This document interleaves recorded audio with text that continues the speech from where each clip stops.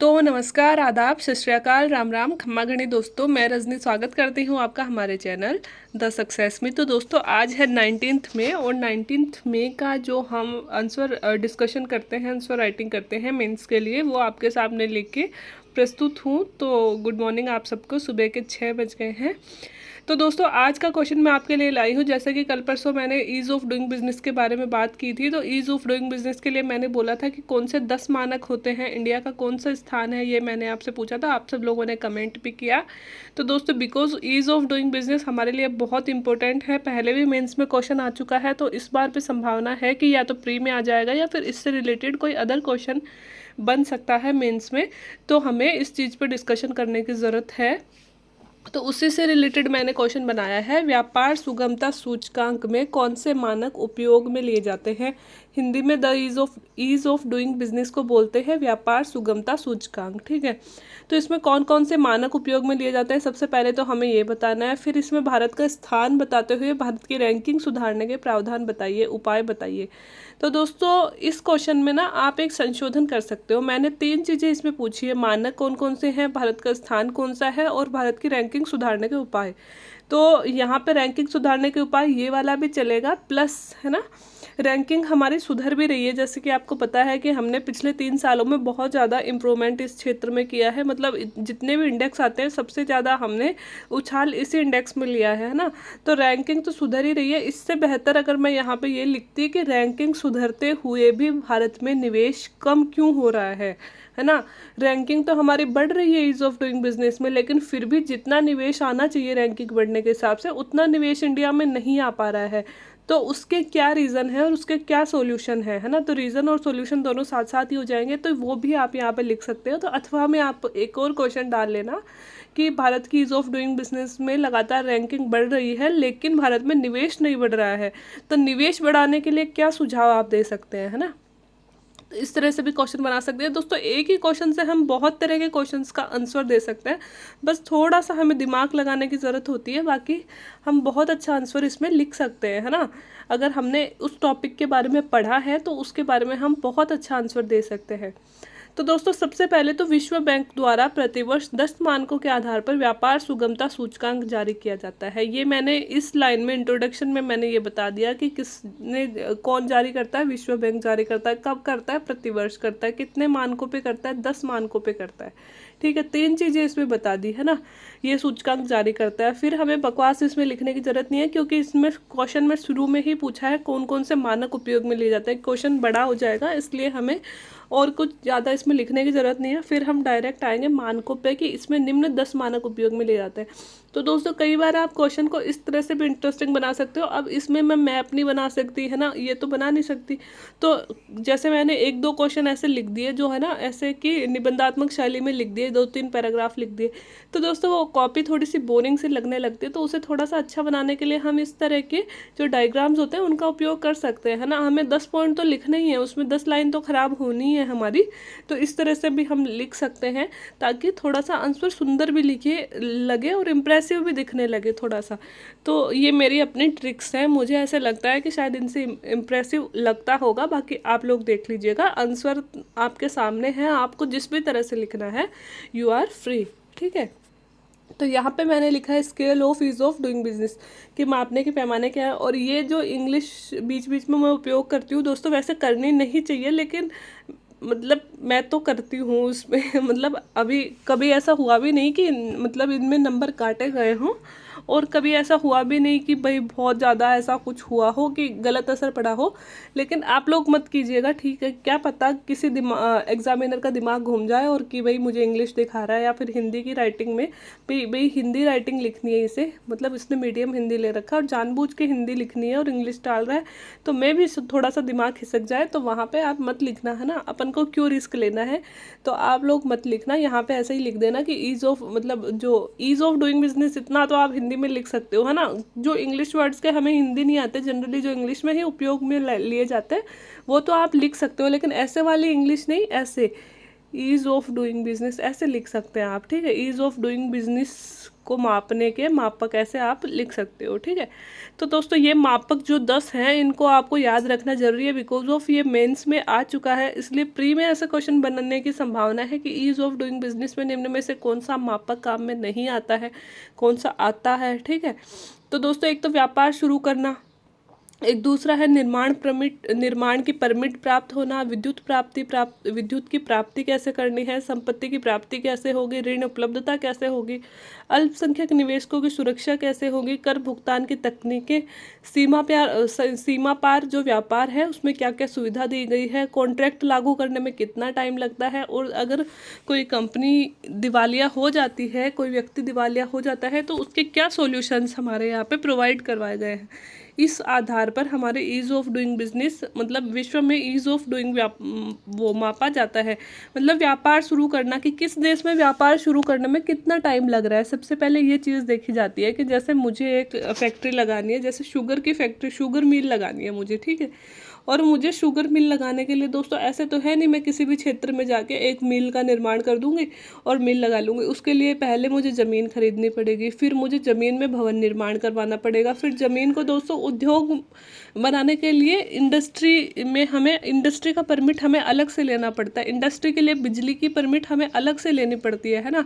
और उसके कागजात हो गए, अलग अलग जगह से परमिशंस हो गई, वो सारी लेने में हमें कितना टाइम लग रहा है। तो पहला टॉपिक यही है कि कितना टाइम लगता है ना, किस देश में कितना टाइम लगता है। सबसे पहले तो वो मापा जाता है कि कोई भी व्यापार शुरू करने में किस देश में कितना टाइम लगता है। फिर दोस्तों निर्माण की परमिट, कि कोई भी फैक्ट्री हम निर्मित कर रहे हैं तो परमिट में कितना टाइम लग रहा है। फिर विद्युत प्राप्ति के कौन कौन से नियम हैं और कितने कितने दिन में विद्युत प्राप्ति हो रही है ना, वो सारी चीज़ें किसी देश में तुरंत अपन ने ऑनलाइन मतलब परमिशन ली और तुरंत हमें विद्युत मिल गई, और इंडिया जैसे देश में हो सकता है कि ऑनलाइन परमिशन ही ना मिले हमको, है ना, ऑफलाइन ही लेनी पड़े। ऑफलाइन में दे रहे हैं, जा रहे हैं, कभी आज विभाग बंद है, कभी विभाग में ऑफिसर नहीं आया, इस वजह से क्या होता है कि जो व्यापार होता है वो डिले होता जाता है। संपत्ति की प्राप्ति कितने दिन में हो रही है और कितनी ईजीली हो रही है, संपत्ति प्राप्त करने के जो नियम है वो कितने ईजी हैं, कितने हार्ड हैं। ऋण उपलब्धता दोस्तों, कोई भी अगर हम नई फैक्ट्री स्टार्ट करते हैं, किसी भी देश की बात हो चाहे, तो सारे पैसे हमारे पास नहीं होते हैं। गवर्नमेंट हमें कुछ स्कीम्स देती है, जैसे कि मेक इन इंडिया स्कीम हो गया, स्टार्टअप हो गया, है ना। तो इसके थ्रू हम कुछ लोन सरकार से उठाते हैं और कुछ हमारे पास पैसे होते हैं, है ना। तो जो सरकार हमें ऋण दे रही है वो कितना ऋण दे रही है, कैसे दे रही है, किन मानकों पे दे रही है, कितना इजीली दे रही है, कितने टाइम में दे रही है, ये सारी चीज़ें इसमें मापी जाती हैं। फिर दोस्तों अल्पसंख्यकों के निवेशकों के लिए सुरक्षा, दोस्तों क्योंकि मतलब जो बहुसंख्यक हैं वो बहुसंख्यक होंगे तो उनके लिए कोई भी व्यापार करना आसान होगा, लेकिन किसी देश में अगर अल्पसंख्यक हैं, जैसे महिलाएं ले लीजिए, है ना, कि महिलाएं हैं, तो महिलाओं के लिए किसी भी देश की सरकार ने क्या स्पेसिफिक प्रावधान कर रखे हैं वहाँ पे, है ना। जैसे कि हमारी जो स्टार्टअप स्कीम होती है ना, मेक इन इंडिया होती है, मेड इन इंडिया होती है, इन सब में वुमेन्स के लिए अलग से है ना, जो नियम है कि वुमेन को इतनी मतलब कि इतना ज़्यादा लोन मिल जाएगा, इतनी जल्दी मिल जाएगा, कुछ मतलब सुविधाएं स्पेसिफिक दी जाती है ना। SC ST के लिए भी है स्पेसिफिक, OBC के लिए भी थोड़ी अलग होती है, इस तरह से कि अल्पसंख्यकों के लिए भी कोई देश विशेष क्या प्रावधान कर रहा है। फिर कर भुगतान की तकनीकें कितनी है। दोस्तों देखो पहले हमें कितने सारे कर देने पड़ते थे, अब GST हो गया तो GST हमें देना पड़ रहा है ना। तो यही है ना, GST के द्वारा हमने क्या किया, कर भुगतान को सरल बनाया है। पहले हम जगह जगह पे टैक्स देते थे, कैस्केडिंग क्या होता है, वही तो होता है कि हम जगह जगह पे टैक्स दे रहे हैं और जगह जगह पे टैक्स देने से उस वस्तु का मूल्य लास्ट में बहुत ज़्यादा बढ़ जाता था। लेकिन अब हम इतने टैक्स नहीं दे रहे हैं GST के द्वारा, अब हम 1 या 2 ही लेवल पे टैक्स दे रहे हैं, तो उससे क्या होता है, वस्तु के हर जगह जो कैस्केडिंग इफेक्ट है वो खत्म हो रहा है ना। तो वही है कि कर भुगतान में और मतलब कितने कर हमारे यहाँ पे लग रहे हैं, उसमें हमारा कितना मूल्य बढ़ रहा है, कर भुगतान की प्रणाली क्या है, ये सारी चीज़ें इसमें मापी जाती है। सीमा पार व्यापार की क्या सुविधा है, मतलब कि जैसे हमने शुगर मिल खोल ली, ठीक है, हम इंडिया में व्यापार कर रहे हैं, जैसे कि मैंने गंगानगर में खोली है, मैं गंगानगर से पूरे राजस्थान में पहुंचा रही हूँ, ठीक है। लेकिन अगर मुझे हरियाणा में भी पहुंचानी है, मुझे दिल्ली में भी पहुंचानी है, तो दोस्तों उस पर कितना टैक्स लग रहा है, मतलब अक्रॉस स्टेट अगर हम व्यापार करते हैं तो उसमें कितना टैक्स लगता है, क्या प्रॉब्लम्स आती हैं। इसके अलावा अगर मुझे विदेशों में शुगर पहुँचानी है तो उसके लिए लिए क्या सुविधा है, मतलब कौन सा देश मेरे पे कितना टैक्स लगा रहा है ना, इंडिया में कितना टैक्स लगेगा, कितने देशों के साथ हमने फ्री ट्रेड कर रखा है। जहाँ पे फ्री ट्रेड एग्रीमेंट होगा, FTA होगा, वहाँ पे ज़्यादा ईजी होगा ना व्यापार, तो हम उन्हीं जगह पे व्यापार करना चाहेंगे, है ना। और अगर कोई कॉन्ट्रैक्ट है तो वो कॉन्ट्रैक्ट, जैसे कि हम सबसे पहले कॉन्ट्रैक्ट ही करते हैं किसी भी चीज़ के फैक्ट्री के निर्माण के लिए, वो कॉन्ट्रैक्ट कितने समय में लागू हो जाता है, क्योंकि पहले सारी कागजी कार्रवाई होती थी दोस्तों, बहुत बहुत टाइम लग जाता था, लेकिन अब हम देखेंगे कि वो कितनी जल्दी लागू हो रहा है, क्योंकि अगर ऑनलाइन प्रणाली होगी तो जल्दी लागू होगा, ऑफलाइन होगी तो धीरे धीरे लागू होगा, हर एक विभाग पे जाएगी, कागज़ कितने दिन में पहुंच रहा है ना। तो और ऑनलाइन में क्या होता है, तुरंत एक विभाग से दूसरे विभाग में पहुंच जाता है। और अगर दिवालियापन हो गया तो उसका कैसे कैसे क्या क्या सोल्यूशन है, ये 10 मानक तो अपनाए जाते हैं। अब बात करें भारत की कि भारत का कौन सा स्थान है, तो 2020 में 190 देशों में भारत का 63वां स्थान था। तो आप देख रहे हो कि इतना अच्छा स्थान भारत का अन्य कहीं भी नहीं होगा जितना अच्छा स्थान इस वाली रैंकिंग में है, मतलब ईज ऑफ डूइंग बिजनेस में है। 63वां स्थान पे है अपन 190 देशों में, ठीक है। भारत द्वारा 2014 में अपनाई मेक इन इंडिया पॉलिसी के अनुसार व्यापार सुगम बनाने हेतु कई प्रयास किए गए, परंतु अभी भी भारत को कुछ और प्रयास करने हैं। जैसे कि दोस्तों, भारत ने जब से मेक इन इंडिया अपनाई है तब से ईज़ ऑफ डूइंग बिजनेस को अपना बढ़ाने के लिए कई तरह के, मेक इन इंडिया में हम क्या कर रहे हैं कि हमारे निवेशकों को बोल रहे हैं कि आप अपने देश में ही चीज़ें बनाइए, विदेशों में क्यों जा रहे हो, है ना। और प्लस विदेशियों को भी हम बोल रहे हैं कि हम इंपोर्ट कम करना चाहते हैं, आप आइए हमारे देश में इन्वेस्ट कीजिए, हमारे देश में फैक्ट्री लगाइए, हम आपको सुविधा देंगे, ठीक है। तो वो मेक इन इंडिया, तब से हमने बहुत सारे सुधार किए ईज़ ऑफ डूइंग बिजनेस को। यही वजह है कि हमारी रैंकिंग पहले 77वीं थी, 77 से 63वीं हो गई, है ना। तो और उससे पहले तो और भी कम थी, तो हमने बहुत सारे सुधार किए हैं, तो इसकी वजह से हमारी रैंकिंग तो सुधर गई। लेकिन दोस्तों, जितना निवेश आना था उतना निवेश नहीं आया है। तो इसकी क्या रीज़न है कि उतना निवेश नहीं आया, अभी भी कहीं ना कहीं कमी है।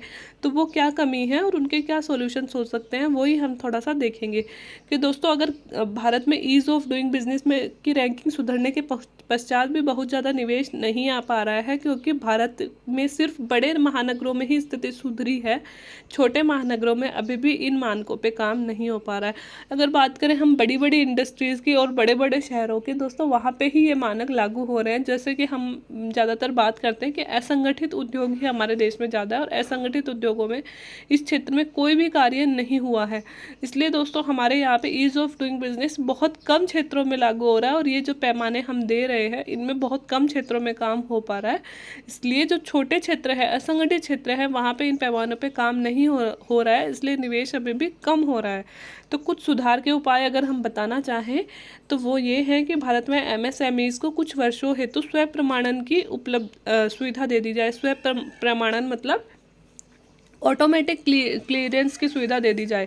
जैसे कि अभी सरकार ने किया भी है कोरोना के बाद में, कि अपनी जो राजस्थान सरकार है उसने किया है कि आप इंडस्ट्री लगाइए, आपको 7 वर्ष तक किसी भी परमिशन की ज़रूरत नहीं है ना। और अपने राजस्थान ने क्या किया है, वन स्टॉप पॉलिसी कर ली है कि जो भी बड़े बड़े जो आपको परमिशन लेने हैं वो एक ही जगह आपको मिल जाएंगे, आपको घूमने की ज़रूरत ही नहीं है ना। तो ऐसी बात यहाँ पर की गई है कि इससे पूरे राजस्थान में जो MSMEs है, मतलब छोटे लघु और मध्यम उद्योग हैं, उनको स्व प्रमाणन की, मतलब या तो 3 वर्ष की अवधि कर दी जाए या 5 वर्ष की अवधि कर दी जाए कि आप बस जाइए, आइए, उद्योग लगाइए और आप कीजिए अपना काम, हम आपको छेड़छाड़ नहीं करेंगे। अगर आपका उद्योग चल जाता है तो हम 3 वर्ष बाद में सरकार आएगी, चेक करेगी और फिर देखेगी कहाँ क्लियरेंस लेना है, क्या लेना है, और अगर बंद हो गया तो ठीक है, फिर कोई बात ही नहीं है ना। तो शुरू में दोस्तों इन झंझटों से मुक्ति देने के लिए और ज़्यादा से ज़्यादा उद्योग लगवाने के लिए स्व प्रमाणन की व्यवस्था करनी चाहिए, ठीक है। अब दोस्तों, विदेशी निवेशकों को अभी भी कुछ ही क्लियरेंस ऑनलाइन मिल पाते हैं, इन्हें सभी क्षेत्रों में एकल विंडो क्लियरेंस दी जाए। दोस्तों, अभी भी क्या होता है, विदेशी निवेशक जो होते हैं वो बहुत कम अपने ऐसे मानक हैं जो वो वहाँ बैठे, जैसे विदेश का कोई उद्योगपति है दोस्तों, उसे अपने यहाँ पे इंडस्ट्री लगानी है तो वो क्या करेगा, ऑनलाइन चेक करेगा, और ऑनलाइन जैसे उसने अप्लाई कर दी और ऑनलाइन वो परमिशन ले लेगा, वो सोचेगा कि बस मैं जाऊँ और वहाँ पर डायरेक्ट इंडस्ट्री लगा दूँ, है ना।